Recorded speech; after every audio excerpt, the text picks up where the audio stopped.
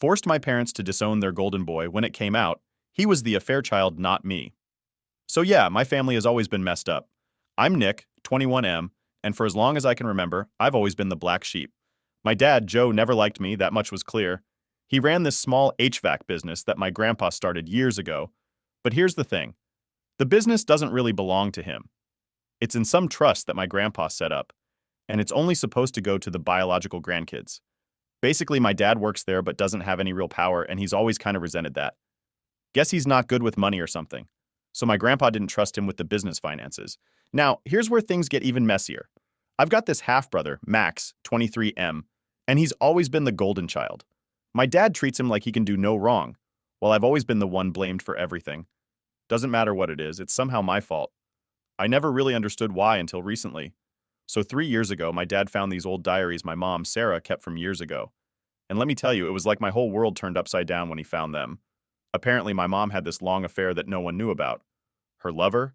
Some dude who died in a car crash about 12 years ago. And here's the kicker. Oh, I said I wasn't going to use that. Sorry. This affair lasted a while, like years.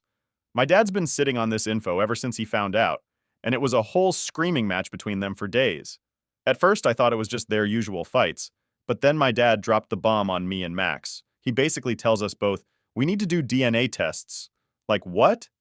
Max and I were just sitting there, stunned.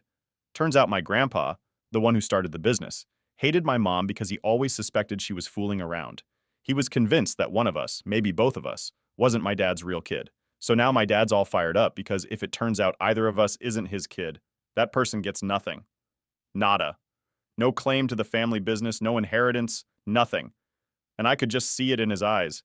He was dead set on me being the one to get kicked out. He's always treated me like I didn't belong, like I wasn't part of the family. I used to think it was just me being paranoid, but this whole DNA test thing proved it. The only reason he cared about this at all was because of the business and the money. Otherwise, he wouldn't have given a damn about whether I was his or not. So we all go down to this lab for the tests. The car ride there was probably one of the worst moments of my life. My dad was completely quiet, just staring straight ahead like he already knew what the results would say. Max was sitting next to me in the back seat, grinning like the smug asshole he's always been, like he was sure I'd be the one getting kicked out of the family. I just sat there, staring out the window, trying to wrap my head around the fact that my entire future was riding on a damn DNA test. We get the tests done, and the waiting was hell. They told us we'd get the results in a few days, but those days felt like years. I barely slept, just lying awake, thinking about all the ways this could go wrong. And honestly, I didn't know which would be worse.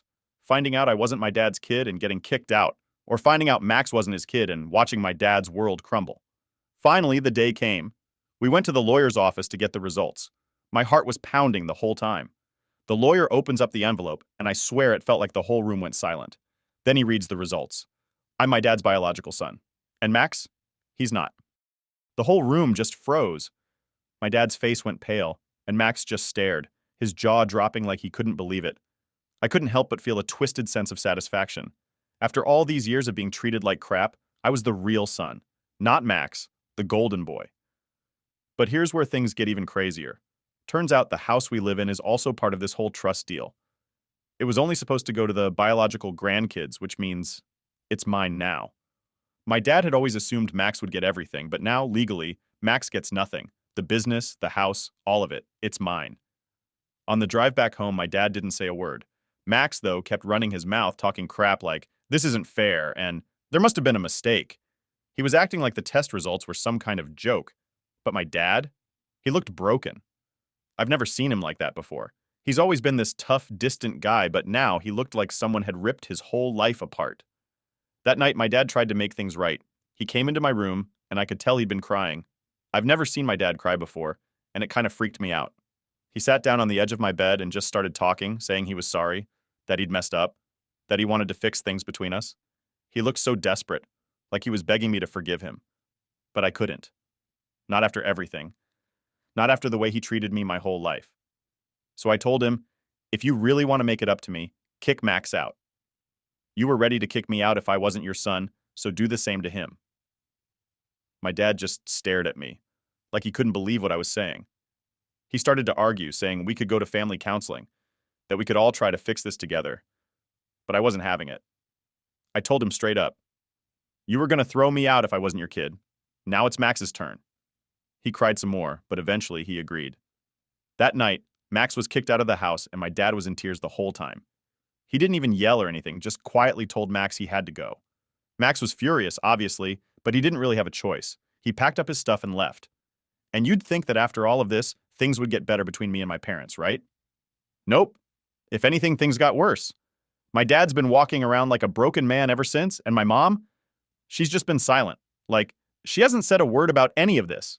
It's like she's pretending none of this is happening, which honestly pisses me off even more. I don't even know what's next, but all I can say is, this family is beyond repair. So, after Max got kicked out, you'd think things would chill out, right? Nope. If anything, it got more awkward around the house. My dad, Joe, was walking around like a ghost, barely speaking to anyone, and my mom, Sarah, was still silent, just pretending like none of this mess had happened. The house felt empty, even though I was still living there. I thought maybe kicking Max out would change something, but all it did was make my parents even more distant. The first few days after Max left, it was almost like everyone was holding their breath, waiting for something to happen. I could tell my dad was trying to figure out what to do next, but instead of talking to me like a normal person, he just stayed quiet. I knew he was hurting, but I wasn't exactly in the mood to comfort him. The guy had spent most of my life treating me like I didn't matter, and now I was supposed to feel sorry for him? Yeah, not happening. One night, about a week after Max left, my dad tried to have this big talk with me. He sat me down in the living room, looking like he hadn't slept in days. He kept fidgeting, like he didn't know how to start the conversation, which was weird, because my dad was always the type of guy who just said whatever was on his mind. Finally, he started talking, and honestly, it was kind of pathetic. He was like, "Nick, I know I haven't been the best father, and I know things are complicated now, but I really want to fix this." He kept going on and on about how he wanted to rebuild our relationship and make things right. He even started tearing up, which threw me off because, like I said before, I've never seen my dad cry until this whole DNA mess. I let him talk for a while, but the more he talked, the angrier I got. I was just sitting there, listening to him say how sorry he was and how much he regretted everything, and all I could think was, why now? Why are you only sorry because Max isn't your kid? It felt like he didn't actually care about me, just about the fact that he couldn't rely on Max anymore. I couldn't shake the feeling that if the DNA test had gone the other way, I'd be the one out on the streets, and Max would still be the golden child. So, I cut him off. I looked him straight in the eye and said, "You're only sorry because you need me now. You don't actually care about me. You never did. You only care about the business and the money." My dad looked like I'd slapped him across the face. He just sat there, stunned, like he couldn't believe I was saying that. But it was the truth. I wasn't going to let him pretend like this was some heartwarming family reunion moment. It wasn't. He tried to argue, of course. He was like, "No, Nick, it's not like that. I love you. I've always loved you. I didn't know how to show it." Yeah, sure. He loved me so much that he spent years treating me like garbage while Max got all the praise. I wasn't buying it. I didn't even bother responding. I just got up and left the room. I couldn't sit there and listen to him try to rewrite history like that. It was too much. I went upstairs to my room and slammed the door. I could hear him downstairs pacing around, probably trying to figure out what to do next. But I didn't care. I was done with his fake apologies. After that, things got even more tense around the house. My dad stopped trying to talk to me altogether, which I was fine with, honestly. My mom still wasn't saying anything. She was just there, like a statue. I started spending more time at work, trying to avoid being home as much as possible. The family business wasn't exactly my dream job, but at least it was a way to keep myself busy. That's when Max started calling me. At first, I ignored his calls. I mean, why would I want to talk to him? The guy had spent years treating me like dirt, and now that he wasn't the golden boy anymore, he suddenly wanted to reconnect? Yeah, no thanks. But he didn't stop. He kept calling and calling, leaving voicemails, sending texts. It was annoying as hell. One day, I finally gave in and answered. I figured I might as well hear what he had to say. The second I picked up the phone, Max went off. He was yelling about how unfair everything was, how he didn't deserve to be kicked out, how our parents were treating him like crap now. I let him rant for a bit, but then he dropped a bomb. Max told me that our mom had cheated with more than one guy. Yeah, apparently the guy who died in the car crash wasn't the only one. There was another dude, some guy she worked with back in the day. And Max was threatening to tell our dad if I didn't help him get back in the house. I was floored. Like, I knew my mom wasn't a saint, but I didn't expect this. Max kept going, saying that he had proof, that he'd found more of my mom's old diaries and letters that basically confirmed she'd been screwing around with multiple guys. He said he'd kept quiet about it all these years because he didn't want to ruin the family, but now that he was out on his ass, he didn't care anymore. I didn't know what to say. Part of me wanted to call Max's bluff, but another part of me believed him. It explained a lot about why my dad was always so paranoid and why he treated me the way he did. Maybe he'd always suspected that none of us were really his kids. Max was like, "Look, Nick, I don't want to blow this thing up, but if you don't help me out, I'm telling Dad everything. He'll kick Mom out, and this whole family's going to be destroyed." He was basically blackmailing me. I told him I'd think about it and hung up the phone. I sat there for a long time, just staring at the wall, trying to figure out what the hell I was supposed to do. Max had always been a jerk, but this was next level. He was willing to blow up our entire family just to get back at me for kicking him out. And the worst part? I didn't know if I even cared anymore. By the end of the night, I decided I wasn't going to play Max's game. If he wanted to tell our dad, fine. Let him. I wasn't going to help him just because he had some dirt on our mom. If our family was going to fall apart, it wasn't my job to hold it together. And with that, I made up my mind. I wasn't going to answer Max's calls anymore. If he wanted to burn everything down, so be it. A few weeks after Max threatened me with that whole, "I'm going to blow up the family" crap, things somehow got even worse. Like, I didn't think it was possible, but here we were. My dad, Joe, was still moping around the house like someone had died, and my mom, Sarah, was still silent as ever. I was doing my best to just stay out of it all, going to work, coming home, and keeping my head down. But of course, nothing ever stays quiet for long in this family. One night, I came home from work, and the house felt weird. Like, you know when you walk into a place and you can just feel something's off? That was the vibe.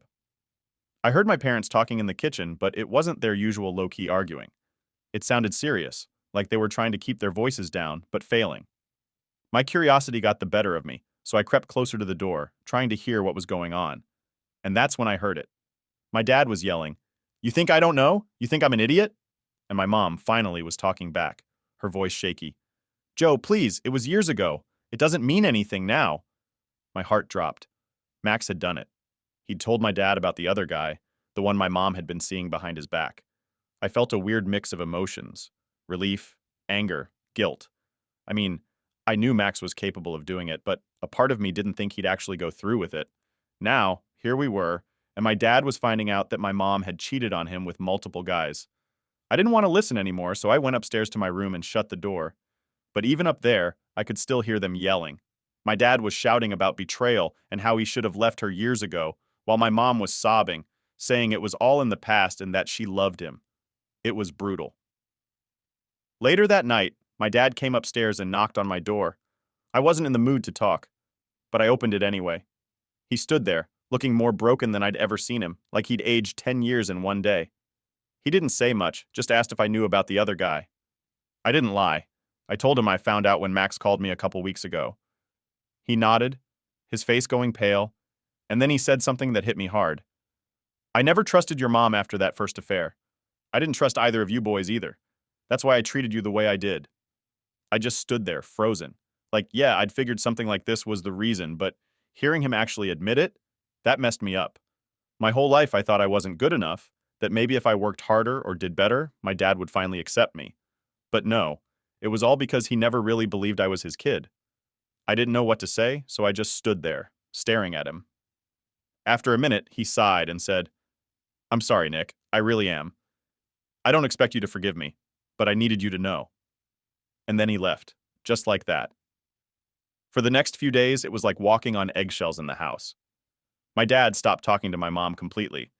He'd either be in his office or out at work, and she was always upstairs, locked in their bedroom. It was weird, but at the same time, I kind of felt like it was a long time coming. They should have divorced years ago, honestly. Then Max showed up. Yeah, after all the crap he pulled, he had the nerve to come back to the house. It was a Saturday, and I was just chilling in the living room watching TV when I heard a knock at the door. I opened it, and there he was, standing on the porch with this smug look on his face like he hadn't just nuked our entire family. "What the hell are you doing here?" I asked, not even trying to hide the anger in my voice. Max shrugged like it was no big deal. "I wanted to talk. Can I come in?" "No," I said, stepping outside and shutting the door behind me. "We don't have anything to talk about." He rolled his eyes. Oh, come on, Nick. Don't be like that. Look, I didn't want to have to tell Dad, but you left me no choice. You kicked me out, remember? I couldn't believe what I was hearing. You're really going to stand there and act like you're the victim in all of this? Max sighed like he was tired of the conversation already. Look, it's not about that. I just want things to go back to the way they were. We were a family before all this, man. I couldn't help but laugh. A family? Are you serious? We were never a family. You were the favorite, and I was the one Dad blamed for everything. You got whatever you wanted, and I was always the one left out. So don't give me that we were a family crap. Max's expression changed.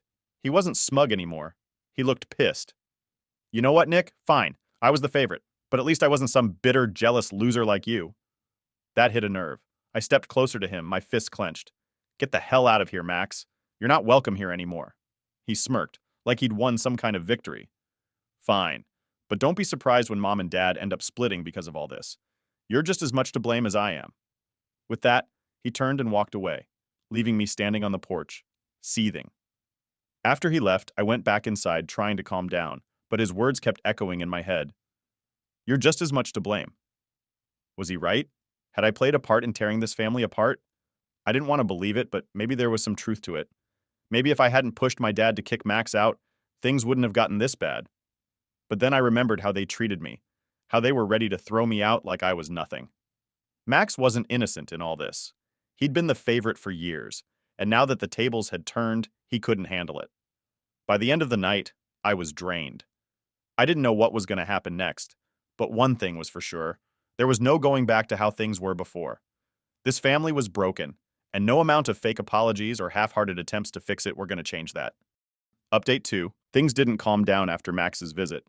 In fact, it felt like everything was starting to unravel faster than ever. My dad was barely at home anymore. He'd leave early for work, come home late, and when he was here, he was just locked up in his office.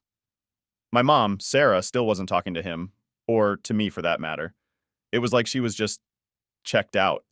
I guess when your whole life blows up, it's hard to know how to handle it, but still it was weird watching my parents fall apart like this. It felt like I was living with strangers. And honestly, I was starting to lose it too. It's not like I was ever close to my parents, but I wasn't expecting things to get this bad. The house was dead quiet all the time, and I couldn't shake the feeling that the whole situation was somehow my fault. Like maybe if I'd handled things differently with Max, or if I hadn't pushed so hard for him to get kicked out, maybe this wouldn't have blown up the way it did. But every time I started to feel guilty, I'd remind myself that they were ready to throw me out if I hadn't been my dad's biological son, so why should I care? But here's the thing. Caring or not, living in a house where everyone's pretending the other doesn't exist is pretty messed up. A couple weeks after Max's little visit, my dad came to me again, but this time he didn't look sad. He looked determined. And that's when I knew something was up. Nick, we need to talk, he said, standing in my doorway. I sighed, already tired of whatever conversation this was about to be. What is it now? He came in and sat down on the edge of my bed, like he was trying to figure out how to start. I've been thinking, he began, rubbing his hands together nervously. And I've decided to file for divorce. I sat up straighter. Wait, what? He nodded, his eyes still fixed on his hands. I can't do this anymore. Your mom, I can't forgive her for what she's done. I thought maybe I could, but I can't. There's too much damage. For a second, I didn't know how to respond. I mean, I wasn't shocked. This felt like it was bound to happen sooner or later. But hearing him actually say it was different. So, that's it? You're just going to end it? My dad sighed, finally looking up at me. Yeah, I know it's a lot to take in, but it's the right thing to do. I've talked to a lawyer, and we'll get started on the paperwork soon. I wanted to tell you first. I didn't know what to feel. On one hand, I couldn't really blame him. My mom had lied to him for years. But on the other hand, this was going to be the end of whatever little bit of family I had left. Does Mom know? I asked, already guessing the answer. He shook his head. Not yet. I'll tell her soon. I wanted to make sure you were okay with it first. Was I okay with it? I mean, did it even matter if I was? It wasn't like I had a say in what happened between them. Still, the thought of my parents splitting up felt strange, even though things had been terrible for a long time. Yeah, I guess, I mumbled, not really sure how to express what I was feeling. My dad stood up and patted me on the shoulder, which felt weird and awkward. I'm sorry, Nick. I know this hasn't been easy for you. And then he left the room, leaving me sitting there, trying to process what was happening. Divorce. My parents were actually getting divorced. Part of me wanted to say good riddance, but another part of me felt sad, I guess. I don't know. Maybe it was the finality of it all that got to me. The next few days were tense. I kept expecting my dad to drop the bomb on my mom, but he didn't. Instead, it was just more of the same. Silence, avoidance, everyone pretending like the house wasn't about to fall apart. I didn't know when he planned to tell her, and honestly, I wasn't sure I wanted to be around when it happened. And then, one night, it happened. I was in my room, trying to fall asleep, when I heard shouting from downstairs. My heart sank, and I knew instantly that my dad had finally told her. I couldn't make out everything they were saying, but I could hear enough. My mom was crying, screaming about how he couldn't do this, how she'd made mistakes, but she still loved him. My dad, though, wasn't backing down. He was shouting too, yelling about betrayal and how he couldn't trust her anymore. It was ugly, really ugly. I stayed in my room, listening to them tear each other apart, feeling like I should have done something, anything, but knowing there wasn't much I could do. After what felt like forever, the shouting finally stopped. I heard my mom sobbing as she ran up the stairs and slammed the door to their bedroom. The next morning, the house was even quieter than usual. My mom didn't come out of her room at all, and my dad was acting like nothing had happened. He sat at the kitchen table, drinking his coffee and reading the newspaper like it was just another day. I didn't know what to say to him, so I didn't say anything. I just grabbed some breakfast and left for work, trying to avoid any awkward conversations. But when I got home that night, things had escalated. My mom had packed up a bunch of her stuff. Her suitcases were sitting in the hallway, and she was standing by the front door, talking on the phone with someone. I don't know who she was talking to, but it sounded like she was making arrangements to leave. When she saw me, she quickly ended the call and wiped her eyes. "Nick, I'm going to stay with your aunt for a while," she said, her voice shaking. I didn't know what to say. "Okay," was all I could manage. She gave me a sad smile, then pulled me into a hug. "I'm so sorry, honey. I know this is hard. But I'll still be around. We'll figure this out." I didn't hug her back. I just stood there, feeling numb, waiting for her to let go. When she finally did, she grabbed her bags and left without another word. And just like that, she was gone. Update 3. After my mom left, it was just me and my dad in the house. It felt way emptier than it should have, like all the air had been sucked out of the place. We didn't really talk much after that night. He was still doing his thing, going to work, and pretending like everything was normal, but I could tell it wasn't. I mean, how could it be? I don't know if he was waiting for me to ask how I was feeling, or if he just didn't want to deal with it. But either way, we both just kind of avoided the subject. We barely even made eye contact in the kitchen, and the silence was heavier than it had ever been before. It wasn't long before Max decided to stir things up again. I swear, the guy's like a bad rash that just won't go away. One day I'm sitting at home after work, just trying to watch TV and forget about the fact that my family's falling apart, and I get a text from Max. "Max, we need to talk." I almost laughed when I saw it. Talk? About what? The dude had blown up our family, blackmailed me, and now he wanted to talk? I ignored the message at first, but then my phone started blowing up with more texts. "Max, it's important. Max, I'm serious, Nick. Max, you can't ignore me forever." He was relentless. After about 10 messages, I finally gave in and called him. I figured I might as well get it over with and hear whatever crap he had to say. "Nick," Max said, sounding way too casual for my liking. "I've been thinking." "Oh, this should be good," I said, my voice dripping with sarcasm. "What do you want now, Max?" He ignored my tone and continued. "Look, I know things are bad between us, but you gotta understand, this whole thing wasn't my fault." I scoffed. "Not your fault? You're the one who told Dad about Mom's other affair. You're the one who started this whole mess." Max sighed like he was the victim here. "Yeah, but come on, Nick. Don't act like this family was perfect before that. I don't know. I did what I had to do." I could feel my blood boiling. "What you had to do? You ruined everything, Max. You threw us all under the bus because you were mad you got kicked out. Don't act like you're some innocent bystander." He didn't say anything for a second, and I thought maybe, just maybe, he'd finally shut up. But nope. He kept going. I know. But look, I have a plan." I rolled my eyes. "A plan? Really? What kind of plan?" Max sounded excited now, like he actually believed this was a good idea. "We need to get Mom and Dad back together." I almost dropped my phone. "What?" "Think about it, Nick. If we can get them to talk, to work things out, maybe things can go back to normal. We were a family once, right?" Are you out of your mind? I couldn't believe what I was hearing. They're getting divorced, Max. It's over. There's no fixing this. But Max wasn't listening. He was already rambling about how we could stage some kind of intervention or family meeting, get everyone in the same room and force them to talk it out. He actually thought this was going to work, like some cheesy movie where everyone hugs at the end and everything's fine. I cut him off. Max, stop. Just stop. This isn't a movie, okay? You can't just force people to forgive each other and move on. Dad's done. He's already filed for divorce. And Mom? She's living with Aunt Karen now. It's over. There was a long pause on the other end of the line. Finally, Max spoke again, but this time his voice was quieter, more serious. Nick, I don't want to lose this family. I didn't know what to say to that. Part of me wanted to laugh in his face. Like, really, Max? After everything you've done, now you care about the family? But another part of me felt bad for him, I guess. As much as I hated to admit it, he wasn't the only one who'd lost something. We all had. Look, I said, my tone softer now. I get it. This sucks for all of us. But there's nothing we can do. It's too late. Max didn't respond right away, and for a second I thought maybe he'd finally understood. But then he said, well, I'm gonna try anyway. And that's when I knew Max was a lost cause. He was stuck in this fantasy where everything could just magically be fixed if we all tried hard enough. I wished it were that easy, but life doesn't work like that. After I hung up, I felt this weird mix of emotions: anger, sadness, frustration, all of it wrapped together. I didn't know how to move on from this. My parents were done, my mom had left, my dad was a wreck, and Max? He was delusional, thinking he could somehow put the pieces back together. The next few weeks dragged on, and things didn't really get any better. My dad stayed locked in his office most of the time, and I just kept going to work, trying to distract myself from the mess at home. But no matter how much I tried to ignore it, it was always there, hanging over my head like a dark cloud. One night, after another long day at work, I came home to find my dad sitting at the kitchen table. He looked up when I walked in, and for the first time in a while, he actually spoke to me. Nick, he said quietly, I'm sorry.